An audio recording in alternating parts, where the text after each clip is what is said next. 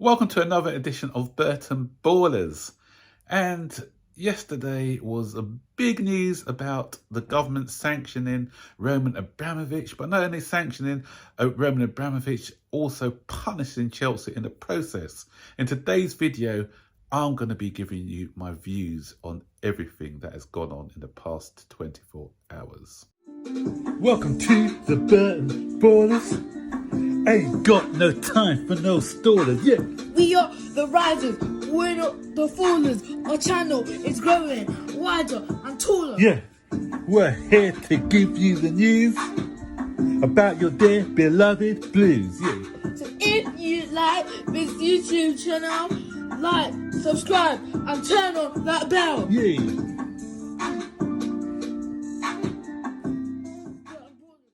So first of all, let me give you my unbiased view, unlike some of these journalists out there.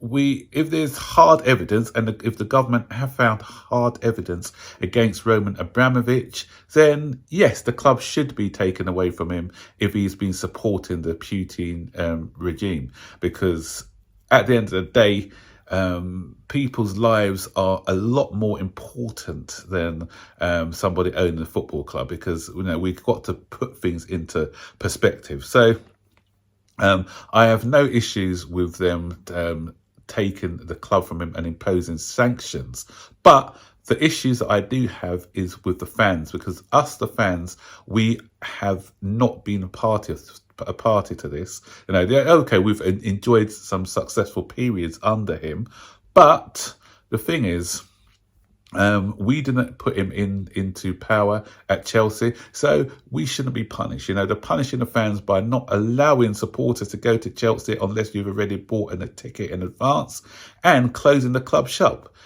So that's punishing us as supporters. We'll be buying shirts no matter who our owner is. So, I don't get why they're doing that. And if it's the case of them not wanting him to add money to his bank account, then they can do something where the money is not given directly to him. The money is put into a pot somewhere, and then once the new owners come, they get it, or the government get the money, or something like that. So the club should still be allowed to be operating. This is a club who helped during the COVID. We were the only ones who didn't put our staff on furlough. We opened up the hotel for NHS staff. So we did a lot of work for the community, which the government seems to be forgetting. So what they're doing here, they're not punishing Roman Abramovich. Abramovich has still got billions of pounds elsewhere. They're punishing the people who are, the cleaning staff, the cooks, the people who wash the kits or whatever. So these are the people who are getting punished, because these are the people who, the people at the club shop as well, the staff there. What about them? What are the government doing about them? And it makes me more annoyed, because this is a time where we're paying higher fuel costs over here, and yet these people are the ones that are going to be suffering. So the government, if you're doing this, you need to think about what you're going to be doing for those people. You need to be giving them some grants or something so that they can survive and support their families. So that's government over with. Let me go on to these smug journalists. I can understand other fans, because it's all about tribalism and everything else. You're getting it all from other fans. Oh, Chelsea are finished and all this nonsense and everything else. But you know what? Wait a minute. Wait.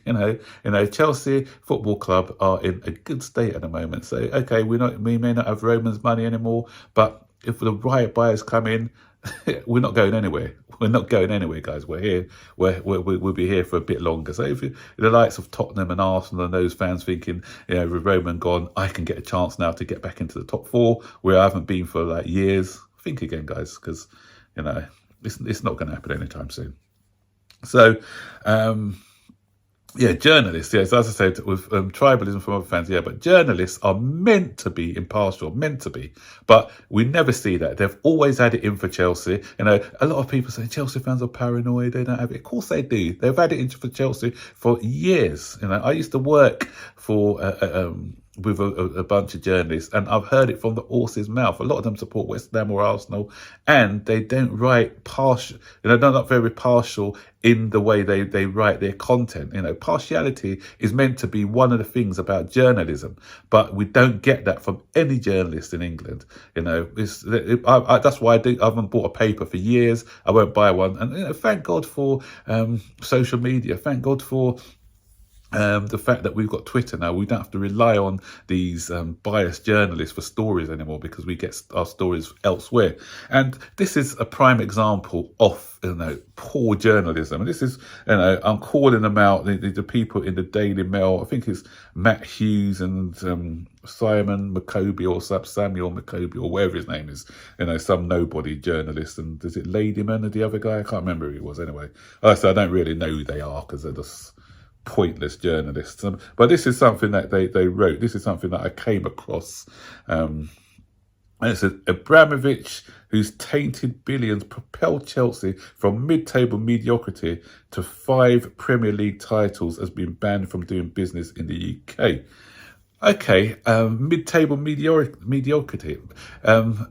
These guys are meant to be journalists, and as journalists, you're meant to be able to do your homework. This is your job. These guys should be sacked for saying what they've said, because in my job, I have to do my research. I can't just go spouting rubbish. I expect this from a fanzine, from an Arsenal or Manchester United fanzine. This is from a national newspaper.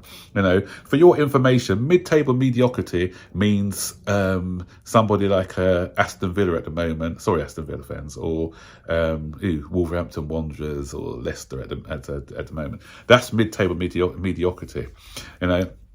The 6 years or 7 years before Abramovich came to the club, Chelsea were always in the top 6, unless they can't count and their maths are wrong, because they think 6th is mid-table. Chelsea were in the Champions League on, I think it's 3 occasions before Abramovich came. And when Abramovich did come, he took over a club, he inherited a club who had just finished 4th place, ahead of media darlings like Liverpool, I might add. We beat Liverpool on the final day of that season to get into 4th place. And Liverpool were the team who were in the lower European competition.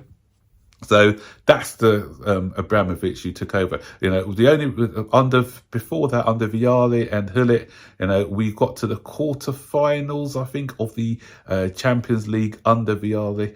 And we should really have won that game. It was a goal 6 minutes from time against Barcelona, where we didn't get into the semi-final of the Champions League. And we won. We were at that stage. We were winning things, because with Ken Bates, we were winning a lot of trophies just before that. But they're either choosing to ignore this, or they're just incompetent at their jobs. One journalist out there, though, who I have to, give plaudits to, because this is what proper journalism is about, and it's Martin Samuel. Because with journalism, the good thing about journalism is, if sometimes you agree with something that somebody says, sometimes you may not agree with something that somebody says. But Martin Samuels is somebody who, I haven't always seen eye to eye with him on some of his comments, because most of the time I, as a fan, I'm viewing things with blue tinted glasses. But with him, he's written some bad things about Chelsea, but a lot of the times he's written positive things about Chelsea, and he's a West Ham fan. That's what I'm saying. He's a West Ham fan, but he is very partial in the way that he writes his content, and that's the way that journalists should be. This is something that he wrote. Okay. It is some irony that a fully sanctioned Stamford Bridge will host Newcastle, who are owned by the investment fund of a country that is involved in a war in Yemen that has killed 100,000 people. Yeah, 100,000 people have killed, displaced 4 million, and left a further 24 million in need of aid. 24 million, and we're looking at that. What is happening with that? What are the government doing about that? Why have they said nothing about that? So why were these these Saudi owners allowed to take part to buy Newcastle? I think that's the same with the people from Manchester City as well. You know, is it only Europeans that count in war? Do people who look a bit like me, brown and black people, do we not count as well when it comes to victims of war? Now, where's the outcry with the government? Where's the outcry in the media about all of this? You know, so plaudits to you, Martin Samuels, for bringing this up, for going against the grain,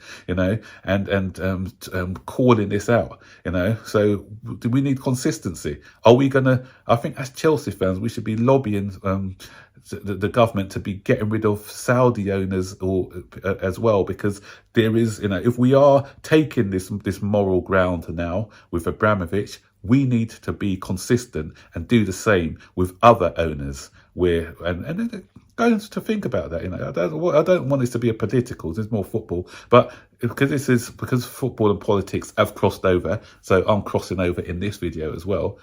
All those Americans should go, because at the end of the day, what they did in Iraq years ago, saying about weapons of mass destruction, they went, killed innocent people, you know, just to get their hands on gold and not gold, on oil and etc., and saying it was because of weapons of mass destruction. You know, that is just as bad as what Putin's doing. But because it's in the West, we don't talk about it, do we? You know, I'd say and I keep, before people say I'm defending Putin, I don't defend Putin. I don't defend any war. So I don't defend what Putin's doing. I'm not agreeing what he's done. I'm not agreeing with what happened with the Saudis, in what they're doing to the people of Yemen, and I'm not agreeing with what England and USA did to the people in Iraq. So we need that bit of consistency. There's a lot of hypocrisy going around. So I can go on, but I don't want to be going on too long about this. So, but you know what? You know, it's difficult times for Chelsea, but we've been through it before, guys. We've seen it before. You know, back in the day, we had buckets where people were collecting money outside Stamford Bridge to save the bridge, you know, and we came back bigger and stronger after that. You know, this is just another setback for us, but we will rise again. We'll come back bigger, stronger. And you know what? I think we're going to have the last laugh. Before I go, just one last thing, actually. You know, free mobile, you know. I thought the first thing that the new owners do, you know, especially if we become success, you know, as we carry on our success, get rid of free, because you know your friends are when the chips are down, you know. Chelsea haven't done anything wrong. Okay, it's Abramovic is involved. So free trying to disown us, because, you know, just following like sheep, like the government says something and they're just following like sheep just to have that sort of moral compass or whatever. You know what? When you come back and we're successful and say, can we sponsor you again? So we say, you know what? No, we don't want you anymore. Get stuffed. You're not needed. So, you know, you remember the people, your true friends, because when you're on the way down, they stay your true friends, you know. So when you go getting back up again, you know who to turn to. You know which people are for you or against you. So, guys, stick your comments in the section below. Sorry, it may have been all over the place today, but I was on a little rant. And yeah, so let me know your thoughts, and I'll see you guys on the next video. Don't forget, like, subscribe, turn on all post notifications so you'll be notified every time I make a new video. Take care. Bye bye.